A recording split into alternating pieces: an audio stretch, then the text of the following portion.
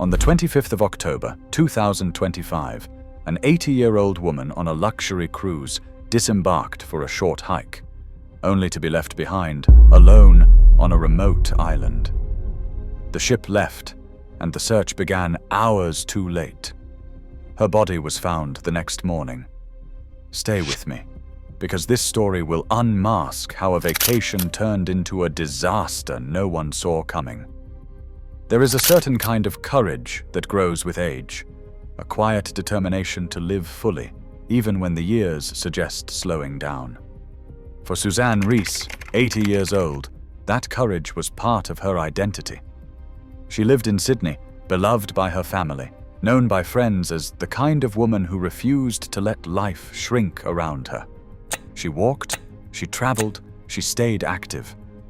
And when an opportunity appeared, a 60-day luxury circumnavigation cruise around Australia aboard the Coral Adventurer, she didn't hesitate. It was the kind of trip people save for, dream about, promise themselves one day they'll take. For Suzanne, one day had arrived. The cruise was marketed as a once-in-a-lifetime journey. Remote islands, untouched reefs, indigenous sites, golden beaches, and far-flung stops, reachable only by small expedition vessels. According to The Guardian and AP News, it was early in this voyage, day 2, when the ship approached one of the most beautiful and isolated places on the entire route: Lizard Island. To most people, it was a holiday paradise.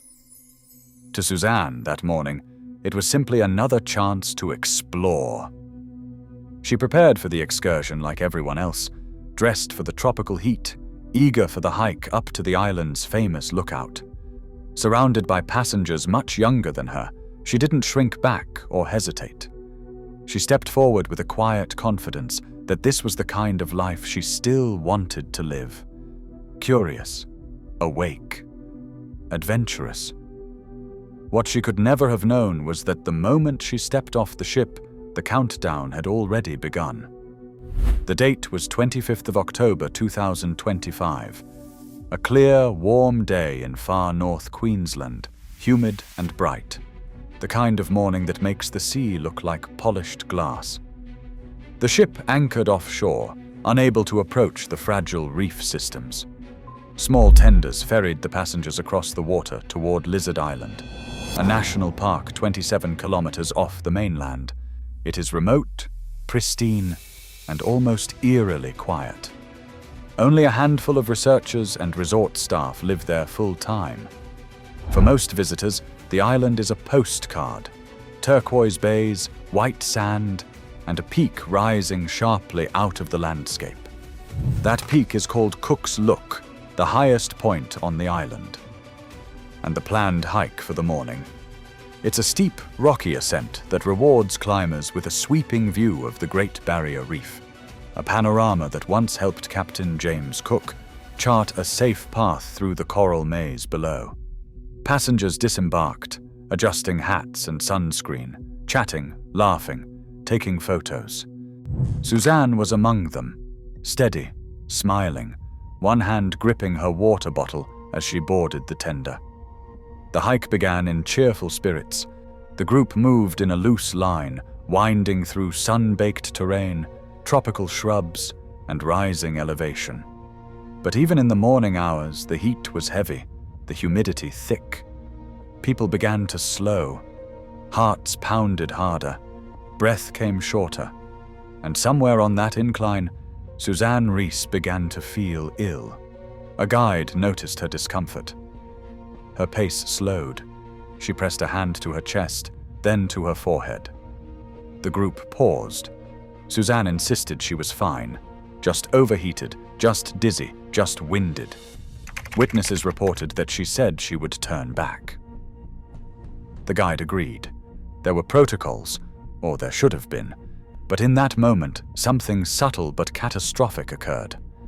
Instead of escorting her back down the trail, instead of alerting the ship, instead of ensuring she was not alone on a remote island, Suzanne was instructed to descend by herself. She gave a small nod, perhaps embarrassed, perhaps determined not to cause trouble. She turned around. She began walking back. The group continued upward, and Suzanne began her lonely descent. The path back down was narrow, rugged, exposed to heat and sun. For an 80-year-old woman already feeling unwell, it was not an easy walk. And now, she was completely alone. This moment, quiet, almost invisible, was the first critical failure. A simple decision, a small breach in procedure, a hesitation to inconvenience an excursion schedule, and it tilted the rest of the day irrevocably toward tragedy. According to news.com.au, the excursion guidelines meant that no passenger should ever be left unescorted, especially a vulnerable or unwell one. But that morning, the rules eroded. Everyone assumed someone else would check, someone else would monitor, someone else would handle the details. But on a remote island, surrounded by ocean and silence, there was no one else. Suzanne continued down the trail as the sun rose higher. Her breathing grew weak. The temperature climbed. Sweat drained precious hydration. Her legs tired. Each step became harder than the one before. And while she walked, fragile, alone, and trying to reach safety, the ship's schedule marched relentlessly forward. Cruises run on timetables, tenders run on rotations. Departure times loom, immovable. As the other passengers enjoyed their hike as the ship prepared for its afternoon departure, one crucial truth remained unknown to the crew. Suzanne Rees had not returned to the ship. No roll call, no head count, no check-in confirmation, nothing. Shore excursion protocol, which should have guarded her life, slipped quietly through the cracks. Behind every luxury voyage is a schedule, a checklist, an expectation of order. Behind every tragedy is a sequence of moments where that order falls apart. The final tender returned. The engines prepared to fire. Passengers showered, rested, prepared for dinner. And Suzanne, dizzy, dehydrated, struggling, was still somewhere on Lizard Island, hidden among trees and rock and silence. The ship sailed away. She was left behind. No one noticed. Not yet. The sun was already falling. Night was coming.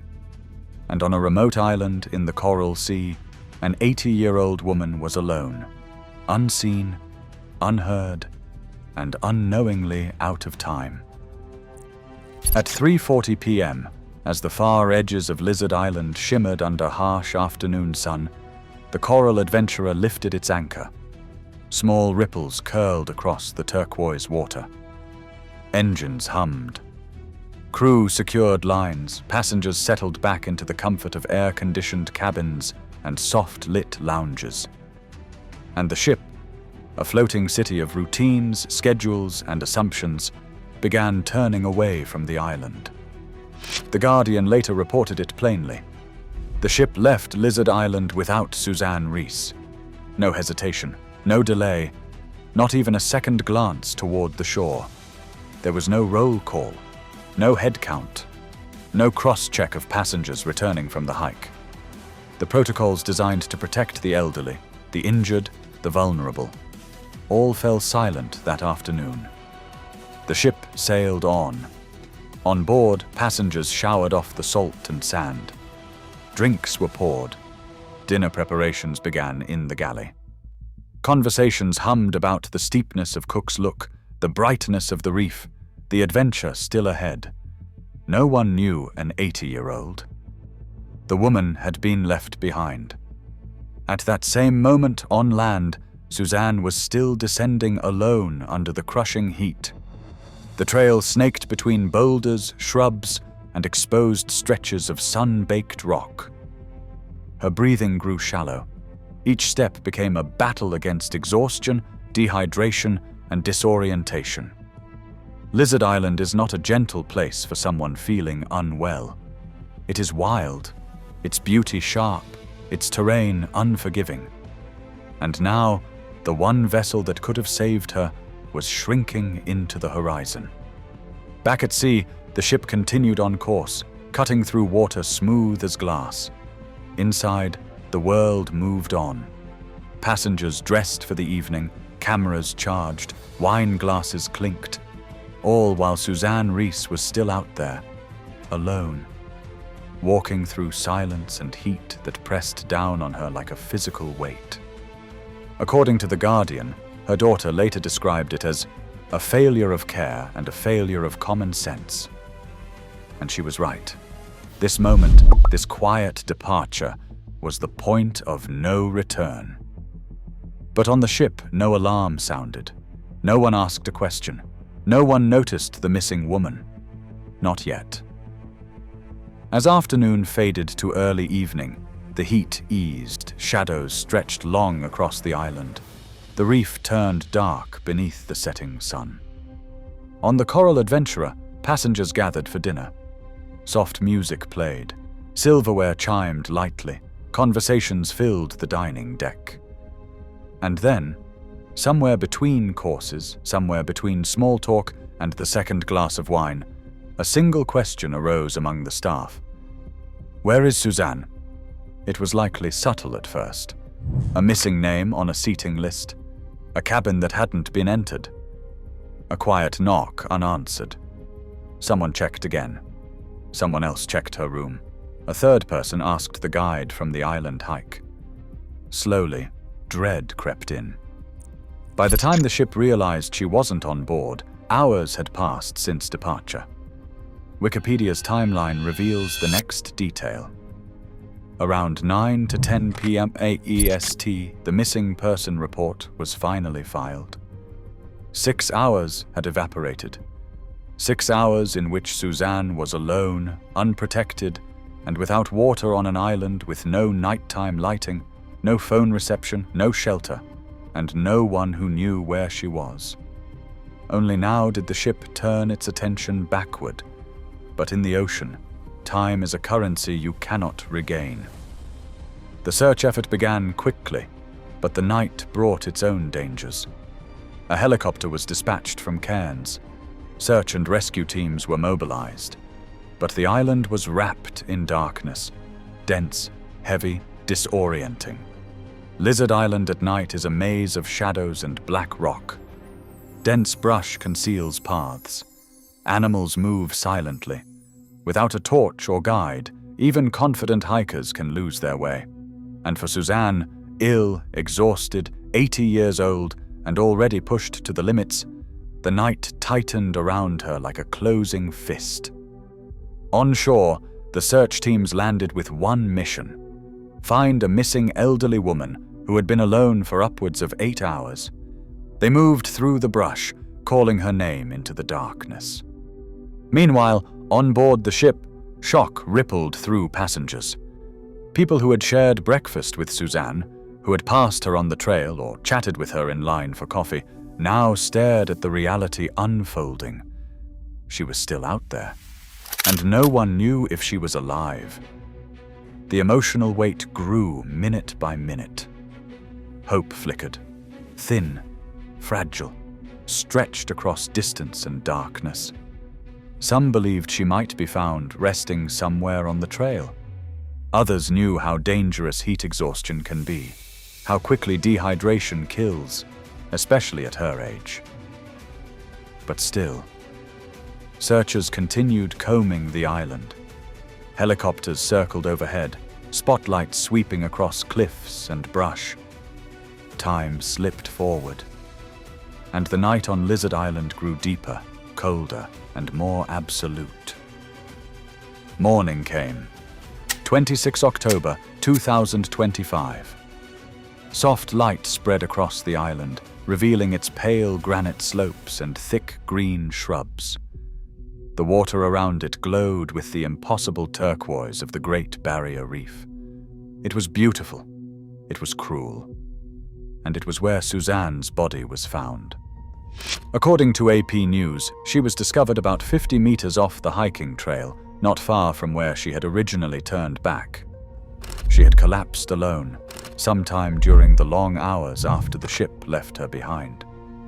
The heartbreaking reality settled over the rescuers, over the passengers still on the ship, and later, over the entire country. She had never made it back to the beach. She had never made it to shelter. She had died alone on the island a cruise ship promised to show her safely. In the hours that followed, the impact was immediate and profound. The Coral Adventurer cancelled the rest of its voyage. Passengers were disembarked. Scenes from on board were described as somber, disbelief, quiet conversations, tears. It was not simply a tragedy. It was a systemic failure. Investigations began at once. Australian authorities opened inquiries into the cruise company's protocols. Passengers questioned how an elderly woman could be sent down a trail alone. Media outlets across the country covered the incident with a mix of outrage and sorrow. And Suzanne's family, her daughter Catherine and others, were left to confront the unimaginable. They had not lost Suzanne to illness, not to a sudden fall, not to an unpredictable accident at sea.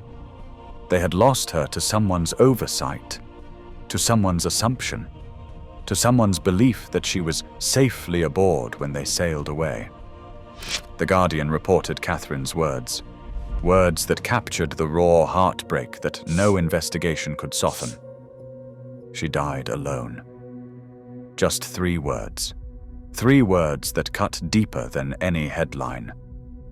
Suzanne had boarded that cruise seeking wonder, exploration, and the joy of discovery late in life. She had walked forward with confidence and excitement. She had trusted that this luxury voyage, with all its attention to detail and reputation for safety, would carry her safely across Australia's hidden coasts. Instead, she was left behind, unseen, unheard, forgotten in a moment when she most needed someone to look her way. When the island's morning sun illuminated her final resting place, it also illuminated every failure that had led to it. The voyage ended that day, but the questions did not. How does a woman vanish from a luxury cruise without being noticed? How does a ship leave without counting its passengers? How does an excursion guide allow an elderly woman to descend alone on a remote, hot island?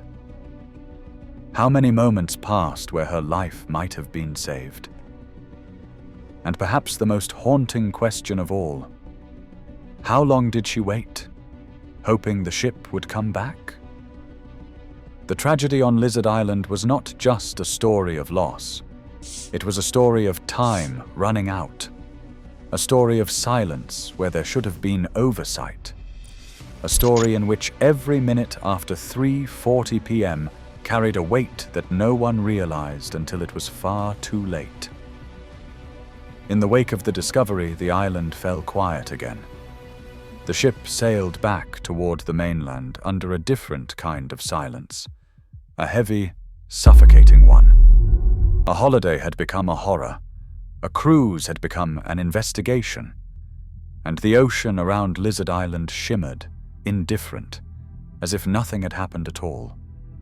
In the days after Suzanne Rees's death, the stillness around Lizard Island was replaced by a different kind of quiet. A national silence. Headlines raced across phones and TV tickers. An 80-year-old woman, left behind by a luxury cruise chum, had died alone on a remote island. It was the kind of story that makes the world tilt for a second. For her daughter, Catherine, that tilt never stopped. She spoke with a clarity sharpened by grief. She died alone, she said, not as an accusation, but as a truth that should never have existed. She described her mother as lively, adventurous, fiercely independent, and entitled to basic care, the kind every older passenger should expect. Instead, Suzanne was left on an island where the sun burns without mercy and the night erases every path. Authorities quickly understood this wasn't weather or bad luck. It wasn't a mountain claiming a climber or the sea taking a swimmer. It was human failure, a cascade of missed procedures, rushed decisions, and untested assumptions. The Australian Maritime Safety Authority opened an investigation, noting that leaving without confirming all passengers may breach safety obligations. Protocols exist for exactly this moment: checklists, headcounts, confirmations, yet they fell away at the precise instant Suzanne needed them most. Another layer deepened the shadows. Reports surfaced that the coral adventurer had mechanical issues before Suzanne's death. Propulsion problems, delays, schedule pressure. That invisible push, keep to time, keep moving, maintain the itinerary, may not have caused the tragedy, but it likely quickened the pace of mistakes. Did urgency shorten checks? Did it turn careful systems hurried? The answers were unclear. The implications were not. The cruise company issued condolences and pledged cooperation. They called the incident extraordinary, but to many, especially Catherine, the word rang hollow. However unusual the circumstances, one fact remained. An elderly woman was left behind. She collapsed alone. The ship sailed without her. Investigators traced the timeline: logs, tender records, radio calls, safety procedures. They scrutinized every minute that drained away. But nothing could reverse the hours Suzanne spent alone on the island, or undo the heat, the darkness, the silence that followed her collapse. There is no rewind in the aftermath of neglect. There is only the slow machinery of accountability and a family's search for a why that may never satisfy. Experts soon weighed in. Cruises, especially those serving older guests, rely on meticulous systems. Headcounts before and after excursions, logs of who sets foot ashore, mandatory escorts for anyone turning back, real-time radio checks, medical assessment when someone feels unwell. On the 25th of October, 2025, the net that should have caught Suzanne failed entirely. No escort when she turned back, no immediate radio call, no headcount when the final tender returned, no cross-check before the anchor was raised, no alert until hours later, not one spectacular error, a dozen small ones made by different people in different moments, none seeing where they led. Around those human missteps was an environment that forgives nothing. Lizard Island is breathtaking, but its beauty sits over hard reality. Heat that presses into the lungs, humidity that drains strength, rocky trails with little shade, no phone signal, no passing crowds. Once Suzanne began to struggle, there was no mechanism left to save her. No ranger post around the bend, no nearby hikers, no water, no way to call for help. She collapsed in a place where no one was looking. She lay unseen in a landscape that hides everything in plain sight. In the days that followed, images of Lizard Island circulated. A crescent of sand, glass-clear water, green slopes rising to Cook's Look. To the outside world, a paradise untouched. To those who knew, every photograph held a shadow. The same rocks that gleamed under sunlight had witnessed a final walk. Somewhere in that small island, under brush and leaf, was a spot that now lived only in reports and in the memories of the team that found her. The coral adventurer returned to port, voyage cancelled. Passengers disembarked quietly, many shaken, some in tears, all understanding they had been part of something meant to be magnificent that had turned tragic. This was not nature's ambush. It was the failure of luxury tourism's machine, the procedures, the training, the safety culture that should have protected the most vulnerable guest long before the ship cut its wake into open water.